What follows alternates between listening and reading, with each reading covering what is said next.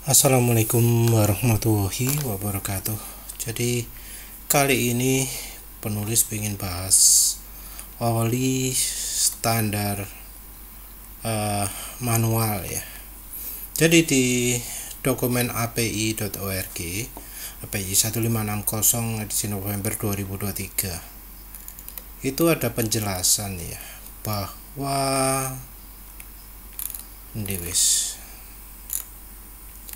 ini yang penting, bahwa karena ada perubahan pengaplikasian dan nggak ada lagi hardware untuk pengujian, maka API service untuk transmisi standar GL1, GL2, GL3, GL4, GL6 dan MT1 tidak dipergunakan. Jadi ini referensinya adalah karena banyak orang yang masih merekomendasikan oli GL4 ya. Padahal dari API sendiri sudah tidak ada lagi alat pengujinya atau sertifikasinya. Dan ya di sini juga tidak dijelaskan sertifikasinya. Dan di sini juga ada disebut SAE J2360. Ini penjelasannya 2360 ini malah SAEJ 2360 memenuhi kebutuhan API GL5 dan SAEJ 2360 ini standarnya melebihi dari API GL5. Ini malah dicontohkan SAEJ 2360 mempunyai kompatibilitas, mempunyai persyaratan kompatibilitas terhadap elastomer, terhadap seal, juga kebersihan gear setelah oksidasi, dan ini tidak ada di API GL5. Jadi harusnya kita sudah tidak lagi menggunakan standar GL5 tapi menggunakan SAE J2360. Tapi ya masalahnya kan orang-orang nggak tahu. Jadi karena nggak tahu ya akhirnya GL4, GL5, padahal yang GL4 itu sudah tidak bisa lagi disertifikasikan. Yang GL5 sudah ngaku J2360 ini lebih unggul. Lebih unggulnya itu dicontohkan di sini ya. Jadi di Cina ada survei ya, yang pada kendaraan komersil ada 76% bengkel menggunakan cairan GL5 pada transmisi manual dan gardan mungkin ini ya. Terus terjadi 40% kegagalan transmisi manual yang ada synchromeshnya. Ada 38% kegagalan transmisi manual, 40% kegagalan gardan berhubungan dengan seal. Jadi masalah seal terjadi di transmisi manual dan gardan. Ini problemnya adalah karena standar GL5. Karena di GL5 nggak ada kompatibilitas terhadap synchromesh dan kompatibilitas terhadap seal. Nah, ini ya, butuh ada satu cairan yang memenuhi kebutuhan gardan dan transmisi manual untuk totalnya ya, nggak usah nggak pindah-pindah, tapi untuk semuanya bisa. Dan akhirnya muncul Cina GL5 Plus. Ini standarnya disebut GN ya. Nah, kemudian ya akhirnya dari industri lubrikasinya sudah nggak pakai lagi GL5 itu. GL5, GL4, MT1. Jadi ini disebut ini GL1. Nggak cocok untuk transmisi modern. MT1 lebih baik, tapi Ya, ini tidak ada penjelasan untuk synchronous transmission dan transaxle untuk mobil penumpang dan heavy duty. GL4 terlalu lama, nggak ada pengujiannya ya, karena terlalu ditujukan untuk spiral bevel gear dan hanya beberapa transmisi manual, padahal alat ujinya sudah nggak ada ya. Terus API GL5, ternyata API GL5 ini ditujukan terutama untuk tipe Axle ya, terutama untuk gear hypoid gear. Nah, ini akhirnya mengakui ya di dokumennya API ya, seperti penulis baca tadi ya, mengakui bahwa J2360 itu standarnya lebih tinggi. Jadi memang ada kebutuhan dari industri maupun kendaraan untuk standar lebih tinggi, makanya mereka kadang buat standar sendiri-sendiri. Nah, ini dijelaskan juga J2360 kenapa penting, karena sudah meliputi dan lebih tinggi dari GL5. Mana lagi ini wes, awalnya 1940, dikembangkan 1990, diperbarui 2012. Ini juga ada tes ya yang penting, yaitu tes terhadap sludge dan deposit yang bersifat bikin aus, atau juga yang bisa bikin sealnya rembes. Nah, ini oil seal compatibility test. Jadi mengetahui apakah ada sifat dari pelumas yang menyebabkan sealnya jadi mengeras, pecah, atau turun kemampuannya karena reaksi kimia antara pelumas dan sealnya. Jadi ada tes-tes penting ya. Ini juga storage stability and compatibility test. Jadi uji yang menjamin pelumas tetap tidak berubah kemampuannya walau disimpan lama. Jadi standarnya lebih tinggi nih ya. Yang tes ini untuk bisa lulus approval SAE J2360 ini harus melalui pengujian lapangan, baik secara ringan maupun secara berat. Tak buat bahasa Indonesia Pak ya. Yang ringannya itu bisa 100.000 mil penggunaan tanpa ganti oli. Ini oli transmisi ya, ingat ya, 100.000 mil oli transmisi. Sementara tugas berat 200.000 mil tanpa ganti oli. Jadi ini ya standar yang harusnya kita pakai sekarang. Dan standar ini bisa kita temukan di PRI ya. PRI ini bagian yang mensertifikasi sifatnya sama kayak API gitu. Jadi kita bisa lihat oli-oli yang sudah lulus. Cuma sayangnya daftarnya tadi penulis buka itu error ya. Nah, tadi errornya seperti ini. Jadi ada error seperti ini, jadinya nggak bisa dibuka. Tapi ada dokumen yang berhasil penulis download. Ini versi Juli 2023 yang menunjukkan oli-oli apa saja yang sudah lulus. Ada nomornya juga, ada jenis olinya, jenis olinya.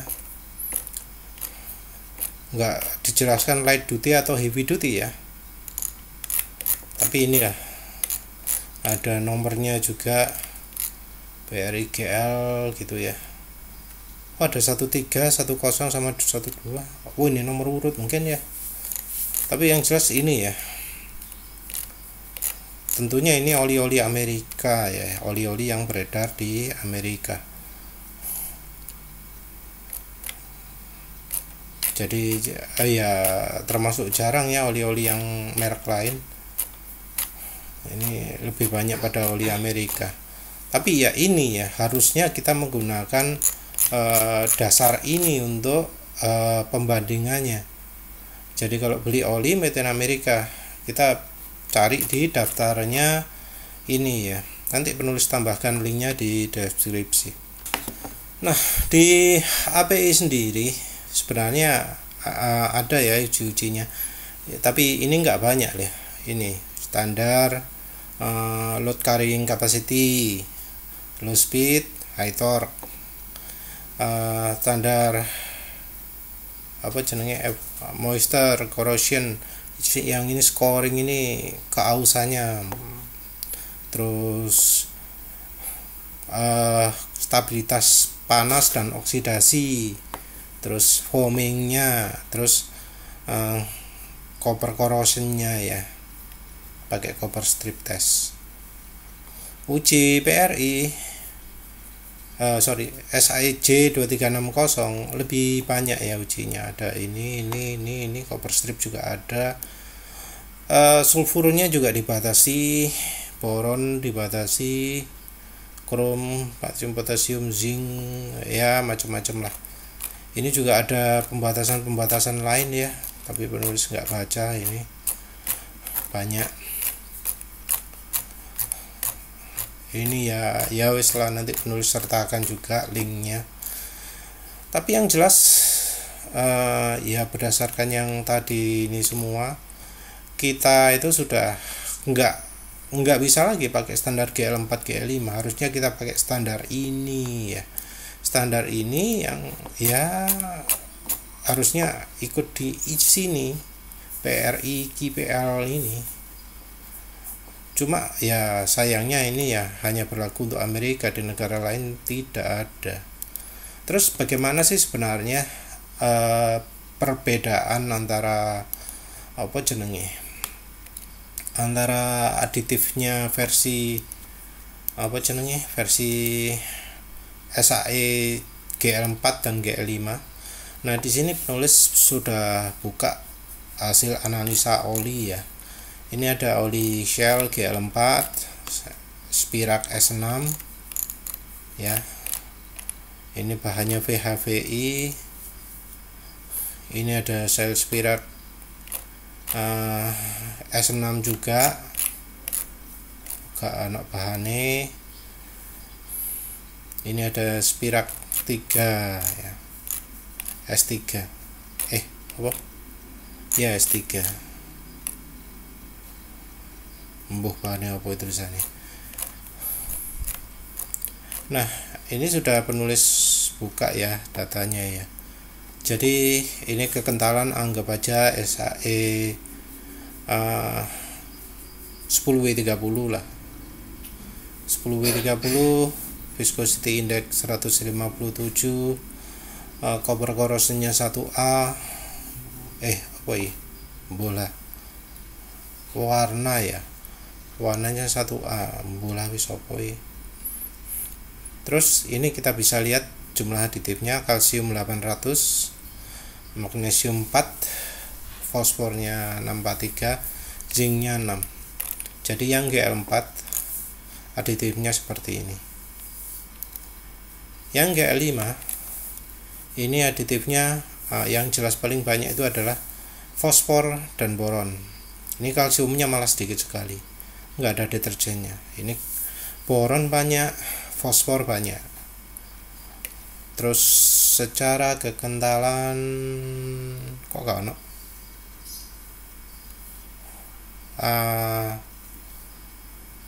waduh bola guys.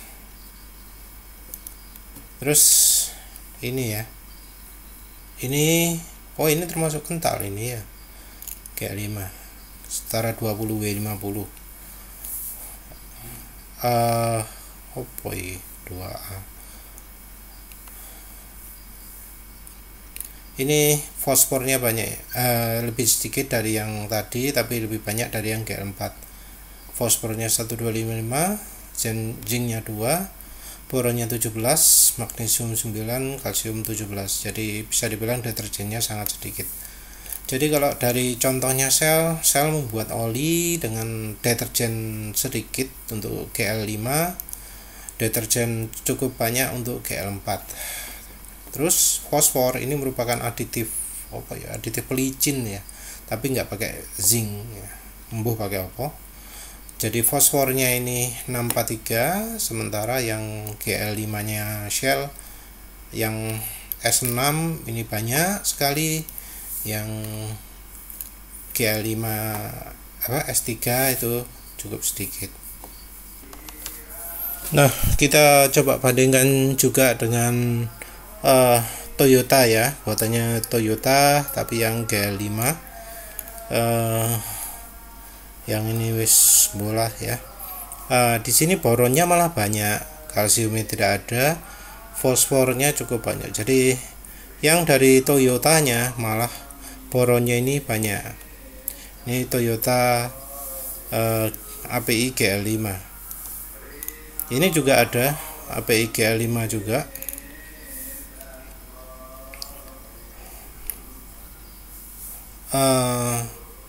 Boronnya 161, bariumnya 10, zincnya cukup banyak ini 46, fosfor 1200-an, magnesium kalsium sedikit. Jadi ya bisa kita simpulkan bahwa API GL5 itu kalsiumnya sedikit, fosfornya banyak, ada yang pakai aditif anti aus, ada yang tidak. Dari punya Shell kita lihat minim sekali anti aus, zinc dan molybdenumnya. Boron juga sangat sedikit. Jadi ya sepertinya kita harus meninggalkan standar API GL4 ataupun GL5 ya. Jadi kita nggak bisa pakai acuan keduanya, tapi ya repot juga kalau nggak pakai keduanya, karena semua oli mengacunya ke standar GL4 dan GL5, yang artinya kita masih bisa mengalami yang problem seperti ini ya, masalah seal, masalah sinkromes. Tambahan ya, ini ada penjelasan bahwa kebanyakan transmisi mobil modern itu menggunakan sinkromes ya. Jadi ya oli GL5 sebenarnya nggak layak untuk oli transmisi ya. GL4 juga standarnya sudah kadaluarsa. Ya itu ya yang bikin repot ya, karena semuanya ngacunya ke standar GL4, GL5 padahal sudah nggak relevan lagi. Ya wis lah, itu saja. Terima kasih sudah menonton. Assalamualaikum warahmatullahi wabarakatuh.